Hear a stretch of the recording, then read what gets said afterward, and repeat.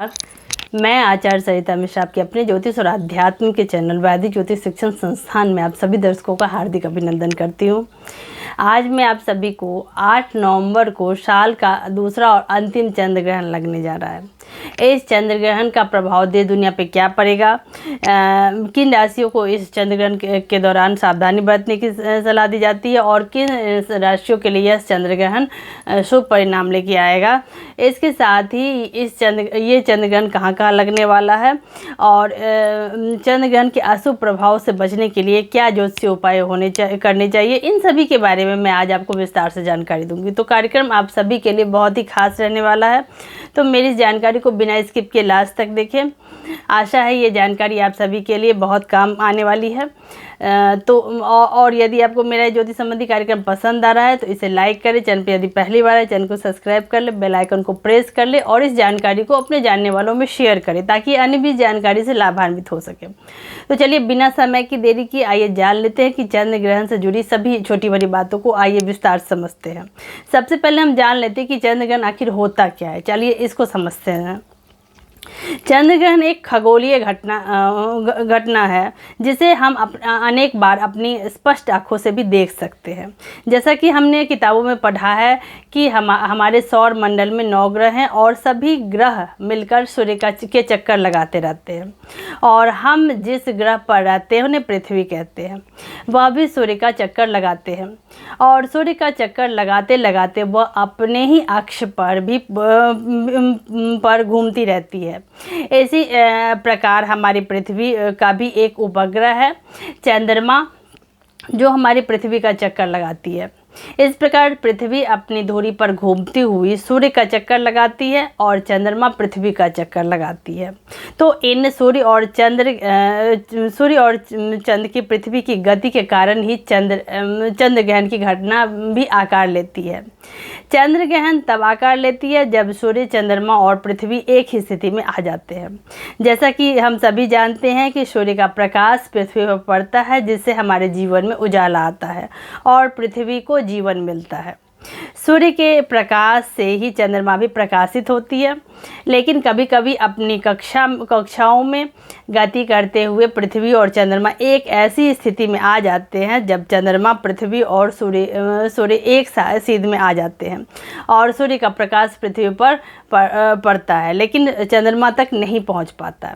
यह पूर्ण रूप से भी हो सकता है और आंशिक रूप से भी, अर्थात या तो ऐसा हो सकता है कि चंद्रमा की पूरी तरह से सूर्य के प्रकाश से हीन हो जाए अथवा कुछ भागहीन हो जाए। यह सूर्य, पृथ्वी और चंद्रमा की दूरी पर निर्भर होता है। ऐसी स्थिति में चंद्रमा को रोशनी कम हो जाती है। ऐसी स्थिति में चंद्रमा की रोशनी कम हो जाती है और कई बार काला हो जाता है वह, क्योंकि पृथ्वी की छाया उस पर सूर्य की रोशनी नहीं पड़ने देती और काला दिखने लगता है और कई बार यह मध्यम हो जाता है। यह घटना को खगोलीय घटना के रूप में चंद्र ग्रहण कहा। यदि हम हिंदू पंचांग की बात करें तो चंद्र ग्रहण सदैव पूर्णिमा तिथि को ही आकार लेता है और यह पूर्ण चंद्र ग्रहण, आंशिक चंद्र ग्रहण या फिर उप छाया ग्रहण के रूप में सामने आ सकता है। 8 नवंबर 2022 को आकार लेने वाला चंद्र ग्रहण पूर्ण चंद्र ग्रहण है। पूर्ण चंद्र ग्रहण कब निर्मित होता है? जब सूर्य के प्रकाश को पृथ्वी की छाया द्वारा पूरा ढक लिया जाता है और कुछ समय के लिए चंद्रमा पर सूर्य का प्रकाश नहीं पहुंच पाता है और चंद्रमा काला दिखाई देने लगता है। ऐसे कुछ समय के लिए ही होता है और जैसे ही यह गति आगे बढ़ जाती है तो चंद्रमा फिर से प्रकाशमान हो जाता है। इस प्रकार यह एक पूर्ण चंद्र ग्रहण होने जा रहा है इस बार। जहाँ यह एक खगोलीय घटना है, वही एक वैज्ञानिकों और आम इंसानों के लिए कौतूहल से भरा विषय है। वे अलग अलग तरीके से इसका प्रयोग करते हैं और चंद्रमा और चंद्र ग्रहण को देखने की कोशिश करते हैं ताकि सूर्य, पृथ्वी और चंद्रमा जैसे इन महान ग्रह उपग्रहों को और अच्छे से जाना और समझा जा सके। चंद्र ग्रहण शास्त्रों में वर्षों से पृथ्वी पर घटित होने वाली घटना है, क्योंकि यहाँ के लोगों द्वारा देखी जाती है और उनके मन में तरह तरह की जिज्ञासाएं बढ़ाती है।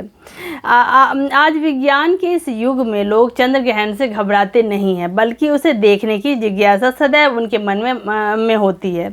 कई लोग इस चंद्र ग्रहण को अपनी आंखों से देखना चाहते हैं, तो उसके लिए 8 नवंबर 2022 का समय सामने आने वाला है। अब यह चंद्र ग्रहण कब लगेगा, कहाँ लगेगा और कैसा आकार लेगा, इन सभी के बारे में चलिए एक एक करके विस्तार से समझते हैं। चंद्र ग्रहण की समय अवधि क्या रहने वाली है और यह चंद्र ग्रहण कहाँ कहाँ दिखाई देगा, आइए इसको समझते हैं। इस क्रम में सर्वप्रथम 16 मई वर्ष 2022 में पड़ने वाला दूसरा चंद्र ग्रहण है ये, जो कि 8 नवंबर 2022 को लगने जा रहा है। इससे पहले 16 मई 2022 को चंद्र ग्रहण लगा था और अब 8 नवंबर 2022 को चंद्र ग्रहण लगने वाला है। इस प्रकार इस वर्ष कुल मिलाकर 2 चंद्र ग्रहण दिखाई देंगे। आगामी चंद्र ग्रहण 8 नवंबर 2022 मंगलवार को आकार लेने वाला है। यह चंद्र ग्रहण कहाँ कहाँ दिखेगा, आइए इसको समझते हैं। यह चंद्र ग्रहण पूर्ण चंद्र ग्रहण एशिया, ऑस्ट्रेलिया, प्रशांत महासागर, हिंद महासागर, उत्तरी पूर्वी यूरोप, उत्तरी अमेरिका और दक्षिण अमेरिका के अधिकांश हिस्से, भारत में पूर्ण ग्रहण केवल पूर्वी भाग में दिखाई देगा, जबकि आंशिक चंद्र ग्रहण भारत के अधिकांश हिस्सों में दिखाई देगा। दक्षिण पश्चिम यूरोप और अफ्रीका में ग्रहण दिखाई नहीं देगा। पूर्ण चंद्र ग्रहण भारत में केवल पूर्वी क्षेत्रों में ही पूर्ण चंद्र ग्रहण के रूप में दिखाई देगा, लेकिन शेष स्थानों पर भी पूर्ण रूप से दिखाई नहीं देगा। ऐसी स्थिति में भारत के प्रत्येक क्षेत्र में चंद्र ग्रहण के प्रभाव से सूतक काल मान्य होगा, लेकिन दुनिया में ऐसे क्षेत्र जिसमें ग्रहण नग्न आंखों से दृश्यमान नहीं होगा, उसमें सूतक काल मान्य नहीं होगा। चंद्र ग्रहण का सूतक ग्रहण की अवधि के 3 पहर पहले ही शुरू हो जाता है। इस प्रकार लगभग 9 घंटे पूर्व सूतक काल आरंभ हो जाता है। चंद्र ग्रहण 8 नवंबर 2022 मंगलवार के दिन घटित होगा। भारतीय समय के अनुसार इसका समय काल रहने वाला है शाम के 5:32 से प्रारंभ होकर शाम के 8 नवंबर की शाम को 6:18 तक रहने वाला है। उस दिन चंद्रोदय का समय रहने वाला 5:32 पर होगा, इसलिए चंद्रोदय होते ही चंद्र ग्रहण का प्रभाव दिखाई देगा। यह चंद्र ग्रहण लगभग 45 मिनट से 48 सेकंड की अवधि तक रहने वाला है। सूतक काल प्रातः 9:21 से शुरू हो जाएगा और ग्रहण की समाप्ति की अवधि 6:18 पर समाप्त हो जाएगी। यह चंद्र ग्रहण विशेष प्रकार का प्रभाव लेके आएगा और चंद्रमा लाल नजर आएगा। 8 नवंबर को लगने वाला चंद्र ग्रहण का ज्योतिषीय दृष्टि से क्या महत्व है, आइए इसको समझते हैं। 8 नवंबर 2022 को लगने वाला चंद्र ग्रहण मेष राशि और भरणी नक्षत्र में आकार लेगा। मेष राशि के स्वामी ग्रह मंगल देव उस दिन तीसरे भाव में वक्री अवस्था में विराजमान रहेंगे। इस दिन चंद्रमा के साथ राहु देव स्थित होंगे, लेकिन सूर्य भी केतु और शुक्र और बुध के साथ स्थित रहेंगे और उनके ऊपर शनि की पूर्ण दृष्टि भी रहने वाली है। इस प्रकार देखा जाए तो चंद्रमा और सूर्य दोनों ही मुख्य ग्रह पीड़ित अवस्था में होंगे। देवगुरु बृहस्पति की शुभ दृष्टि भी उनके ऊपर नहीं रहेगी। इस प्रकार यह एक विशेष चंद्र ग्रहण होगा जिसका दूरगामी प्रभाव दिखाई दे सकता है। चंद्रमा भरणी नक्षत्र में होने से नक्षत्र के स्वामी ग्रह शुक्र देव भी अगर स्थिति के अनुसार देखें तो पीड़ित अवस्था में दिखाई दे रहा है। इसीलिए यह ग्रहण विशेष रूप से मेष राशि और भरणी नक्षत्र के लोगों और देश के लिए विशेष रूप से गहन प्रभाव देने वाला साबित होगा। इसलिए इन लोगों को विशेष सावधानी बरतने की सलाह दी जाती है।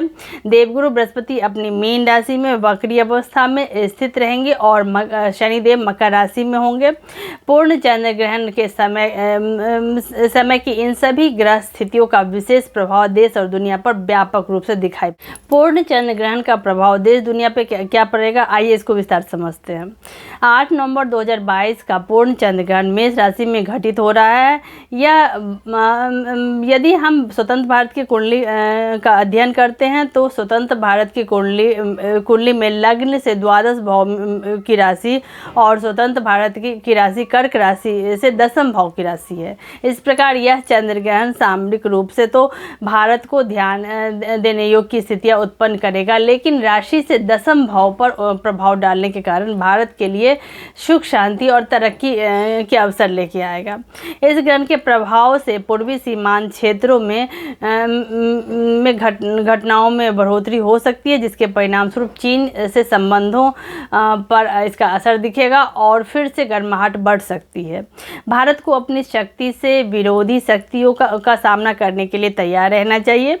भारत के विदेशी व्यापार में इससे जरूर बढ़ोतरी होगी और विदेशों में भारत की साख बढ़ती नजर आएगी। भारत को विश्व पटल पर बड़ी जगह मिलेगी और उसका बोलबाला रहेगा। हालांकि कुछ देश भारत की इस स्थिति से परेशान नजर आएंगे और भारत की स्थिति के विरुद्ध अपना पक्ष रखते हुए भी नजर आएंगे। भारत को अपनी समुद्री सीमाओं पर तैनाती बढ़ानी चाहिए क्योंकि उन पर ज़्यादा सतर्कता बरतने की आवश्यकता पड़ेगी। एक से ज़्यादा देशों की सेनाओं का अध्ययन होने के योग बनेंगे। जल से संबंधित व्यापार में बढ़ोतरी होने के स्पष्ट आसार दिख रहे हैं। सत्ता पक्ष को लाभ होगा और लोगों का रुझान सत्ता पक्ष की ओर बढ़ता हुआ। जिन देशों के नाम मेष राशि से बनते हैं उनके लिए यह ग्रहण परेशानी का कारक बन सकता है। विशेष रूप से ऐसे देश जिनके नाम का अक्षर अंग्रेजी की वर्णमाला एल से शुरू होता है, उन्हें ज़्यादा ध्यान देना पड़ेगा क्योंकि अत्यधिक जल की वर्षा की संभावना बढ़ेगी, जिससे बाढ़ की स्थिति उत्पन्न हो सकती है। इसके अतिरिक्त जल संबंधी बीमारियां होने का भी खतरा उन देशों में अधिक रहेगा। अब आइए हम जान लेते हैं कि इस 8 नवंबर को लगने वाले चंद्र ग्रहण से किन 4 राशियों को इस ग्रहण का पूर्ण लाभ मिलेगा। आइए इसको समझते हैं। जिस प्रकार कुंडली में कोई एक भाव सदैव अच्छा या बुरा फल नहीं देता है, इसीलिए ज्योतिषीय घटना भी सदैव अच्छा या बुरा परिणाम नहीं देती है, बल्कि मिश्रित परिणाम दे सकती है। जिन संतानों का जन्म इस चंद्र ग्रहण के काल में होगा, उन्हें चंद्र और सूरज दोनों से पीड़ित होने से उनके ग्रहण की शांति करानी अत्यंत आवश्यक है। अब यदि चंद्र ग्रहण की फल की बात की जाए तो 8 नवंबर को यह चंद्र ग्रहण मिथुन राशि के जातकों के लिए अत्यंत लाभकारी सिद्ध होगा। कर्क राशि के जातक के सुख में बढ़ोतरी होगी और करियर में उत्तम फल की प्राप्ति होगी। जिन जातकों का जन्म वृश्चिक राशि में हुआ है उनको कर्ज से मुक्ति मिल सकती है और कुंभ राशि के जातकों को धन लाभ के प्रबल योग दिख रहे हैं। इस प्रकार मिथुन राशि, कर्क राशि, वृश्चिक राशि और कुंभ राशि के जातकों के लिए यह चंद्र ग्रहण बहुत लाभदायक साबित हो सकता है और उन्हें इस चंद्र ग्रहण के शुभ परिणाम प्राप्त हो सकते हैं। किन 4 राशियों को इस चंद्र ग्रहण के अवधि में सावधानी बरतने की सलाह दी जाती है, आइए इसको जानते हैं। यह चंद्र ग्रहण मेष राशि में हो रहा है, इसीलिए मेष राशि के जातकों को ज़्यादा सावधान रहने की आवश्यकता है और स्वास्थ्य संबंधी समस्या उन्हें परेशान कर सकती है। वृषभ राशि के जातकों को धन हानि और खर्च में बढ़ोतरी का सामना करना पड़ेगा। सिंह राशि के जातकों को भाग्य में कमी और बनते हुए कार्य में विघ्न आ सकती है और मीन राशि के जातकों के लिए पारिवारिक जीवन में तनाव और धन हानि की संभावना दिख रही है। शेष राशि के तक मिश्रित परिणाम अनुभव करेंगे। अब हम जानेंगे कि इस खंडग्रास चंद्र ग्रहण में कौन से उपाय करने से हम इस ग्रहण के अशुभ प्रभाव से बच सकते हैं। आइए इसको समझते हैं। यदि हम वैदिक ज्योतिष को देखें तो उसमें चंद्रमा को सर्वाधिक महत्वपूर्ण माना गया है क्योंकि चंद्रमा हमारा मन का कारक है और जल तत्व का प्रतिनिधित्व रखता है और हमारे शरीर का 70% भाग चंद्रमा से ही संचालित होता है और यह हमारे मन का कारक है। इसलिए विंशोत्तरी दशा की गणना भी चंद्र राशि की स्थिति पर ही निर्भर करती है। यह कब प्रकृति का अधिकार रखता है और इस कारण ज्वार भाटा की स्थिति भी उत्पन्न होती है। चंद्रमा हमें सभी दिशाओं में विजय दिलाती है और हमें मानसिक संतुष्टि और खुशी भी प्रदान करती है। हमें खुश रहना सिखाती है, जबकि निर्मल चंद्र वाले व्यक्ति मानसिक रूप से हीन, अवसाद रोगी, मानसिक तनाव से घिरे रहने वाले और परेशानी महसूस करने वाले होते हैं। इसीलिए चंद्र ग्रहण के दौरान यदि कुछ विशेष उपाय किए जाए तो उससे न केवल चंद्रमा को शुभ बनाया जा सकता है बल्कि सभी कार्यों को पूर्ण करने भी किया जा सकता है। तो आइए जानते हैं कि ऐसे कौन से उपाय हैं जो इस चंद्र ग्रहण के अशुभ प्रभाव से हमें बचाव कर सकते हैं। चंद्र ग्रहण के दौरान चंद्रमा को मजबूत करने के लिए चंद्रमा के किसी भी मंत्र का यथाशक्ति जाप करना चाहिए। चंद्रमा के मुख्य देवता भगवान शिव हैं, क्योंकि उन्होंने ही चंद्रमा को अपने मस्तक पे धारण किया हुआ है। इसलिए भगवान शिव के चंद्रशेखर या आशुतोष स्वरूप की प्रसन्नता के लिए उनके मंत्रों का ग्रहण काल की संपूर्ण अवधि में जाप करना अत्यंत शुभ फलदायक साबित होने वाला है। ऐसा माना जाता है कि यदि आप अपने घर में मंत्र जाप करते हैं तो 1 गुना, यदि किसी मंदिर में करते हैं तो 10 गुना, और यदि किसी तीर्थ स्थान या नदी के किनारे जाके मंत्र जाप करते हैं तो 100 गुना फल इसका मिलता है। और यदि ग्रहण काल में कोई जाप करे तो 1000 गुना इसका फल मिलता है। इसीलिए ग्रहण काल में यदि मंत्र जाप कर सकते हैं आप तो आपको संतुष्टि मिलती है और इससे आपको अत्यंत शुभ लाभ की प्राप्ति होती है। शारीरिक समस्याओं से ग्रसित व्यक्तियों को यदि संभव हो तो स्वयं अथवा उनके लिए नज़दीकी परिवार वाले भगवान शिव के महामृत्युंजय मंत्र का निरंतर जाप ग्रहण काल की संपूर्ण अवधि में करते रहने से इनको उत्तम स्वास्थ्य लाभ की प्राप्ति के योग बन जाएंगे। इसके फलस्वरूप ग्रहण काल में दान पुण्य और जाप करने का अत्यंत लाभ होता है। इसीलिए ग्रहण काल में मंत्र जाप करना चाहिए। इसके बाद दान की सामग्री इकट्ठा करें, उनके दान का संकल्प लें और ग्रहण की समाप्ति पर दान देकर पुण्य पावन नदी में स्नान करें। ऐसा करने से अत्यंत सुफल की प्राप्ति होती है। चंद्र ग्रहण के दौरान भगवान शिव के साथ साथ माता पार्वती अर्थात माँ दुर्गा की पूजा करना विशेष फलदायक रहता है। तो इसी के साथ ईश्वर का आशीर्वाद ऐसे ही हम सभी के ऊपर बना रहे। आप सभी मेरे कार्यक्रम को देखें, पसंद करें। धन्यवाद।